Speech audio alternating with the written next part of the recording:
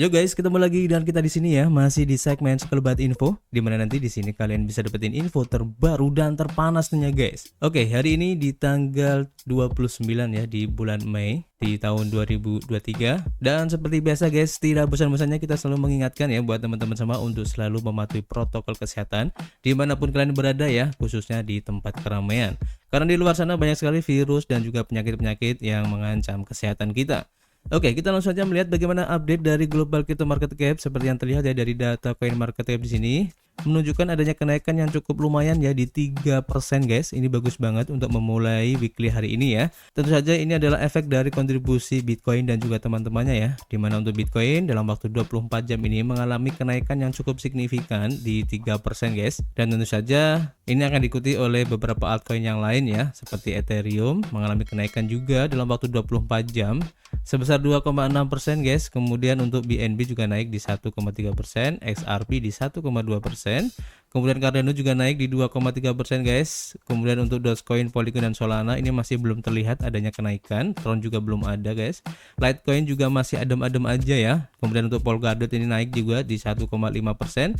Dan beberapa altcoin ini masih belum menunjukkan adanya kenaikan ya, dan masih agak adem ya, mungkin butuh stimulus yang cukup lebih. Dan tentu saja kenaikan dari Bitcoin ini akan diikuti beberapa altcoin yang lain ya, dan perubahannya memang tidak terlalu jauh berbeda ya dari Bitcoin guys. Rata-rata antara 1-2% aja. Kemudian kalau kita lihat ya bagaimana pergerakan harga dari Bitcoin itu sendiri, seperti yang terlihat ya dalam chart di sini untuk time frame daily-nya.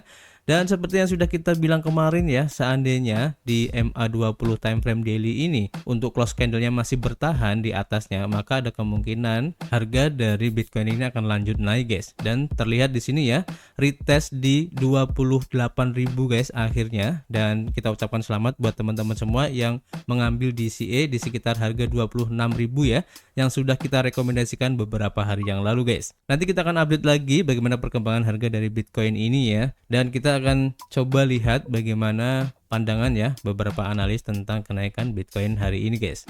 Pertama kita lansir dari harian Cointelegraph, dan di sini diinformasikan bahwa Bitcoin ini mendapatkan kembali ya harganya di 28.000 guys. Dan tentu saja grafik ini menunjukkan ARB, XRP, EOS dan juga AAV ini mengikuti pergerakan dari Bitcoin ini. Jadi Bitcoin dan saham terlihat menguat setelah anggota Parlemen Amerika Serikat berpotensi mencapai kesepakatan mengenai pagu utangnya guys. Seperti yang sudah kita informasikan kemarin ya, di mana Amerika Serikat berupaya menghindari bencana gagal bayar utangnya setelah Gedung Putih dan juga Partai Republik menyepakati kesepakatan sementara pada 27 Mei. Pasar ekuitas Amerika Serikat menguat ya untuk mengantisipasi kesepakatan tersebut pada tanggal 26 Mei, dan sentimen positif telah menular ke sektor mata uang kripto yang sedang berusaha untuk pulih guys. Pembelian ini tidak terbatas pada Bitcoin saja ya, karena beberapa altcoin tertentu juga menunjukkan tanda-tanda kenaikan jangka pendek.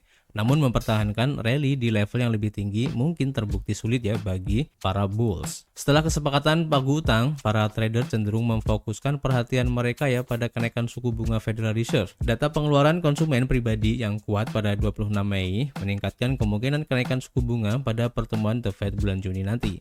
Probabilitas kenaikan suku bunga sebesar 25 basis poin telah meningkat dari 17% seminggu yang lalu menjadi 64% ya pada 28 Mei menurut data dari CME FedWatch Tool. Kemudian untuk analisis dari harga Bitcoin itu sendiri ya, di mana Bitcoin telah mencapai zona resisten di atas antara rata-rata pergerakan eksponensial 20 hari di harga 27.146 dolar dan garis support dari segitiga simetris ya, di mana zona ini kemungkinan akan menjadi saksi pertarungan yang solid ya antara bullish dan juga bearish guys. Ini terlihat ya dari grafik di sini guys. Jadi jika nanti harga berbalik turun ya dari zona overhead ini, maka bearish akan melakukan upaya lain untuk menarik harga ke support penting di 25.250 dolar guys. Kenaikan diperkirakan akan mempertahankan zona antara 25.250 dolar dan 24.000 dolar dengan sekuat tenaga, karena penembusan di bawahnya dapat mengintensifkan penjualan. Pasangan Bitcoin USDT kemudian dapat jatuh ya ke harga 20.000 dolar guys. Namun sebaliknya ya, jika pembeli mengatasi rintangan di atas dan mendorong harga kembali ke dalam segitiga, ini akan menunjukkan pembelian yang kuat pada penurunannya guys. Hal ini meningkatkan kemungkinan penembusan di atas garis resistensi segitiga, dan pasangan ini kemudian dapat melonjak ke 31.000 dolar guys. Grafik 4 jam menunjukkan ya bahwa pasangan ini diperdagangkan di dalam pola descending channel pattern ya, dan bearish ini mencoba mempertahankan garis resistensinya guys. Jika harga berbalik turun dari level saat ini namun memantul dari 20 EMA, ini akan mengindikasikan bahwa penurunan ini sedang dibeli guys. Kenaikan kemudian akan kembali mencoba mendorong harga ke atas channel, dan jika mereka berhasil ya, maka pasangan ini dapat memulai pergerakan naik ke 28.400. Sebaliknya ya, penembusan di bawah MA akan menunjukkan bahwa pasangan ini dapat memperpanjang masa tinggalnya di dalam channel untuk beberapa waktu lagi guys. Kemudian untuk XRP analisis dan juga beberapa altcoin yang lain nanti kalian bisa baca sendiri ya untuk lebih lengkapnya. Dan kita doakan aja semoga analisis tadi sesuai dengan planning dan pergerakan harga dari Bitcoin yang naik cukup lumayan ini menjadi momentum yang bagus ya untuk kelanjutan bullish dari Bitcoin ini guys. Kemudian bagaimana pendapat dari JP Morgan guys, seperti yang dilansir dari harian Crypto Potato ya, dimana di sini diinformasikan inilah yang perlu terjadi agar Bitcoin ini bisa mencapai $45.000 ya tahun ini. Ini menurut pendapat dari JP Morgan. Jadi jika Bitcoin mulai menyerupai performa harga dan juga struktur investasi emas, harganya dapat meroket ya hingga $45.000 ya. Ini menurut sebuah catatan dari analis JP Morgan. Namun bank investasi multinasional ini percaya bahwa ada halangan besar. Performa year to date untuk Bitcoin ini cukup mengesankan ya, karena aset ini memasuki tahun 2023 dengan harga di bawah $17.000 setelah tahun 2022 yang bergejolak. Namun harga menembus di atas level tersebut dalam beberapa minggu pertama tahun baru dan meroket hingga di atas $30.000 ya pada bulan-bulan berikutnya. Meskipun terjadi retracement berikutnya ke level saat ini ya di sekitar $27.000, Bitcoin masih diperdagangkan 60% lebih tinggi ya daripada di awal tahun 2023. Analis JP Morgan percaya bahwa mata uang kripto ini dapat naik hingga 75% dalam waktu dekat. Namun untuk melakukannya, Bitcoin harus diterima sebagai alat investasi yang serupa dengan emas yang telah diperdebatkan oleh banyak orang ya dalam beberapa tahun terakhir ini guys. Para investor saat ini memegang emas untuk tujuan investasi di luar bank sentral sekitar $3 triliun guys, yang jika diparalelkan dengan Bitcoin akan menghasilkan harga $45.000 per Bitcoinnya. Proyeksi ini didasarkan pada asumsi bahwa nilai Bitcoin akan menyamai nilai emas dalam portofolio investor swasta, baik dari segi modal, risiko maupun volume. Demikian bunyi catatan tersebut guys. Logam mulia ini juga telah meningkat sejak awal tahun meskipun dengan cara yang lebih sederhana. Emas memasuki tahun 2023 di sekitar $1.830 per oz dan melonjak di atas harga $2.000 pada awal bulan Mei kemarin guys. Namun sejak saat itu ya turun menjadi $1.950 per oz yang berarti naik sekitar 6,2% secara year to date. Ahli strategi JPM atau JP Morgan ya juga menguraikan penurunan separuh pada tahun 2024 mendatang, yang bisa menjadi faktor lain yang mendorong lonjakan harga Bitcoin. Secara historis, biaya produksi Bitcoin telah bertindak sebagai batas minimum yang efektif, dan peristiwa halving sebelumnya pada tahun 2016 dan 2020 memicu kenaikan harga Bitcoin yang mengumpulkan momentum setelah peristiwa halvingnya guys. Chatbot AI yang populer yaitu ChatGPT juga memberikan pendapatnya tentang halving keempat baru-baru ini yang dijadwalkan akan terjadi pada tahun 2024 nanti guys. Jadi kita tunggu aja apakah pendapat dari JP Morgan ini akan menjadi kenyataan dan membuat harga Bitcoin ini mencapai $45.000. Kita akan nantikan guys. Dan kita lanjut ke informasi berikutnya. Masih dari harian Crypto Potato ya, dan di sini diinformasikan sekitar 4.000 Ethereum guys atau sekitar $7,5 juta dikompromikan setelah eksploitasi DeFi terbaru guys. Jadi tampaknya industri DeFi ini terus menjadi target utama para peretas, dan pada pagi hari ya tanggal 28 Mei eksploitasi lain ini terjadi guys, dan kali ini membidik platform likuiditas protokol Jimbos. Protokol Jimbos dieksploitasi pada 28 Mei dan menurut pembaruan oleh PaxShield, peretasan tersebut itu mengakibatkan kerugian sekitar 4.000 Ethereum atau senilai sekitar $7,5 juta ya pada saat kejadian. Seperti yang terlihat ya dari akun Twitter PaxShield. Nanti kalian bisa cek sendiri untuk lebih detailnya ya dari data on-chain yang tersedia di sini. Jadi peretasan ini disebabkan oleh kurangnya kontrol slip pada operasi pemindahan likuiditas, sehingga likuiditas yang dimiliki protokol diinvestasikan ke dalam kisaran harga yang miring atau tidak seimbang.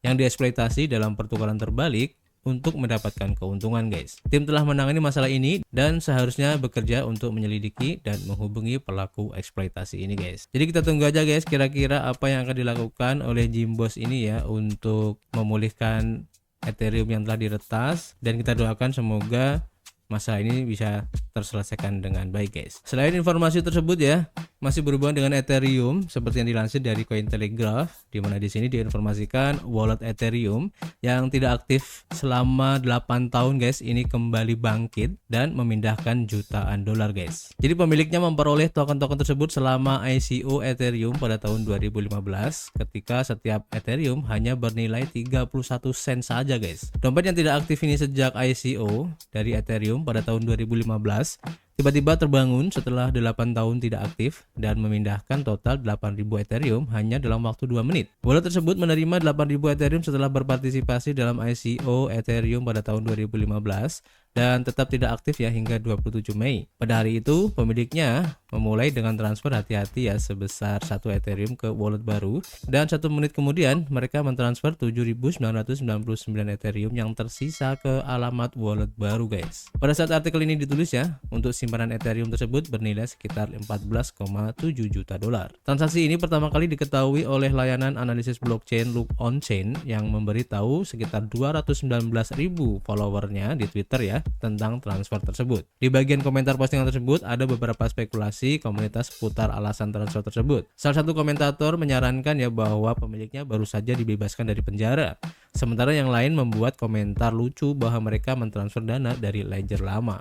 Sebuah komentar yang tajam tentang peningkatan recover baru yang kontroversial dari perusahaan ledger tersebut guys. Pada saat itu ya sekitar 8.000 Ethereum dibeli dengan harga hanya 0,31 sen per token yang menempatkan jumlah investasi awal sekitar 2.500 dolar, dan dengan harga hari ini ya sebesar 1.917 dolar, ini menandai keuntungan 590.000% ya, yang mengejutkan bagi pemiliknya guys. Ini bukan satu-satunya wallet Ether untuk era ICO yang bangkit kembali ya dalam beberapa bulan terakhir ini guys, dimana pada tanggal 24 April wallet lain yang menerima sekitar 2.365 Ethereum atau sekitar 4,5 juta dolar melakukan transaksi pertamanya yang dalam hampir 8 tahun setelah pemiliknya mentransfer hanya 2.360 Ethereum ke alamat wallet baru. Pada tanggal 5 Maret wallet Ethereum lainnya mentransfer 10.226 Ethereum atau sekitar 19,6 juta dolar ke alamat wallet baru setelah tidak aktif ya selama 5 tahun guys. Alamat wallet baru ini juga tidak memiliki riwayat transaksi yang signifikan,